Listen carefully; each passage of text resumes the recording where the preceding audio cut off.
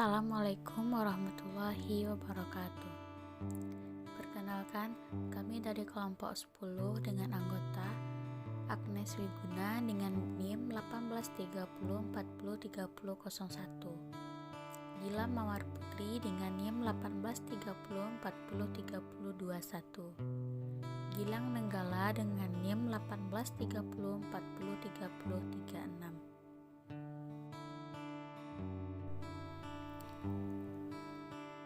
Materi kali ini mengenai audit sektor publik.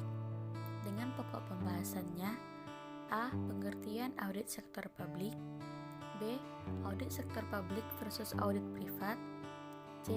Karakteristik audit sektor publik. D. Tujuan audit sektor publik. E. Jenis audit sektor publik. F. Standar audit sektor publik. Pembahasan pertama mengenai A. Pengertian audit sektor publik. Audit pada organisasi sektor publik oleh Bastian pada tahun 2014 didefinisikan sebagai suatu proses sistematis secara objektif untuk melakukan pengujian keakuratan dan kelengkapan informasi yang disajikan dalam satu laporan keuangan organisasi sektor publik. Audit sektor publik adalah kegiatan yang ditunjukkan terhadap entitas yang menyediakan pelayanan dan penyediaan barang yang pembayarannya berasal dari penerimaan negara lainnya, dengan tujuan untuk membandingkan antara kondisi yang ditemukan dan kriteria yang ditetapkan. Audit sektor publik di Indonesia dikenal sebagai audit keuangan negara, yang diatur dalam Undang-Undang Nomor 15 Tahun 2004 tentang pemeriksaan, pengelolaan, dan tanggung jawab keuangan negara.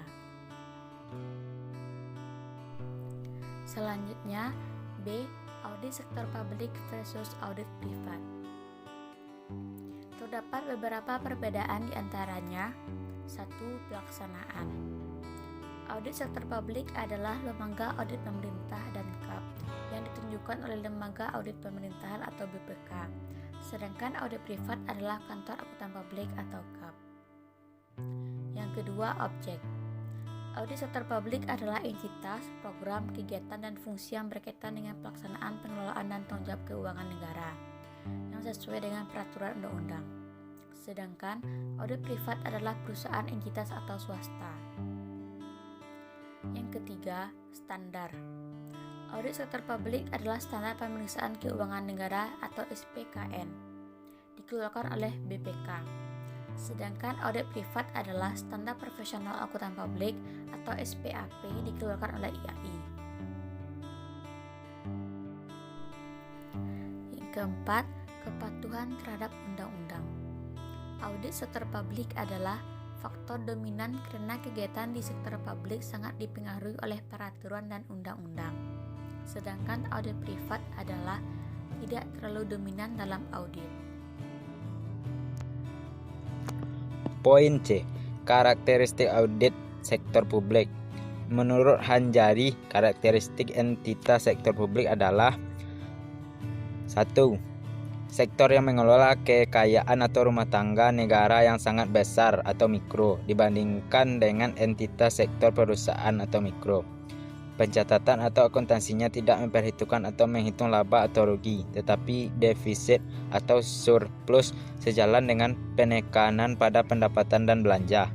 3. Pemilik kekayaan adalah masyarakat atau orang banyak atau publik, sehingga pemerintah sebagai pengelola sebenarnya diawasi oleh masyarakat atau orang banyak melalui perwakilannya di legislatif. 4. Pengelolanya wajib menyusun pertanggungjawaban secara transparan kepada publik. Poin D. Tujuan audit sektor publik. Tujuan audit sektor publik dipertegas dalam Undang-Undang Nomor 15 Tahun 2004 tentang pemeriksaan, pengolahan, dan tanggung jawab keuangan negara. UU ini menyatakan bahwa pemeriksaan berfungsi untuk mendukung keberhasilan upaya pengelolaan keuangan negara secara tertib dan taat pada peraturan perundang-undangan yang berlaku. Bagian E. Jenis audit sektor publik.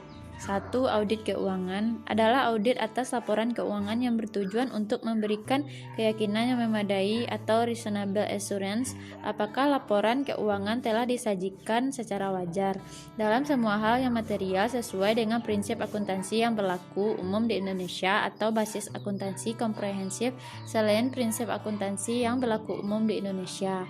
Yang kedua, audit kinerja. Audit kinerja adalah audit yang dilakukan secara objektif dan sistematis terhadap berbagai macam bukti untuk menilai kinerja entitas yang diaudit dalam hal ekonomi, efisiensi, dan efektivitas dengan tujuan untuk memperbaiki kinerja dan entitas yang diaudit dan meningkatkan akuntabilitas publik. Yang ketiga, audit kepatuhan adalah audit yang memeriksa bahwa pengeluaran untuk pelayanan masyarakat telah disetujui dan telah sesuai dengan undang-undang kepatuhan. Bagian F. Standar audit sektor publik. 1. Standar umum. A. Pemeriksa secara kolektif harus memiliki kecakapan profesional yang memadai untuk melaksanakan tugas pemeriksaannya. B. Dalam semua hal yang berkaitan dengan pekerjaan pemeriksaan, organisasi pemeriksa dan pemeriksa harus bebas dalam sikap mental dan penampilan dari gangguan pribadi, ekstern, organisasi yang dapat mempengaruhi independensinya. C. Dalam melaksanakan pemeriksaan serta penyusunan laporan hasil pemeriksaan, pemeriksa wajib menggunakan kemahiran profesionalnya secara cermat dan saksama. D. Setiap organisasi pemeriksa yang melaksanakan pemeriksaan berdasarkan standar pemeriksaan harus memiliki sistem pengendalian mutu yang memadai dan sistem pengendalian mutu tersebut harus direview oleh pihak lain yang kompeten atau pengendalian mutu eksternal. 2. Standar pelaksanaan audit kinerja. A. Pekerjaan harus direncanakan secara memadai. B. Staf harus disupervisi dengan baik. C. Bukti yang cukup, kompeten, dan relevan harus diperoleh untuk menjadi dasar yang memadai bagi temuan dan rekomendasi pemeriksa. D. Pemeriksa harus mempersiapkan dan memelihara dokumen pemeriksaan dalam bentuk kertas kerja pemeriksaan. 3. Standar pelaporan audit kinerja. A. Pemeriksa harus membuat laporan hasil pemeriksaan untuk mengkomunikasikan setiap hasil pemeriksaan. B. Laporan hasil pemeriksaan harus mencakup yang pertama, pernyataan bahwa pemeriksaan dilakukan sesuai dengan standar pemeriksaan. Yang kedua, tujuan, lingkup, dan metodologi pemeriksaan. Yang ketiga, hasil pemeriksaan berupa temuan audit, simpulan, dan rekomendasi. Yang keempat, tanggapan penjabat yang bertanggung jawab atas hasil pemeriksaan. Yang kelima, pelaporan informasi rahasia apabila ada. C. Laporan hasil pemeriksaan harus tepat waktu, lengkap, akurat, objektif, meyakinkan, serta jelas dan seringkas mungkin. Baiklah, hanya itu yang dapat kami sampaikan pada materi kali ini. Semoga materi ini dapat bermanfaat bagi kita semua. Terima kasih. Assalamualaikum warahmatullahi wabarakatuh.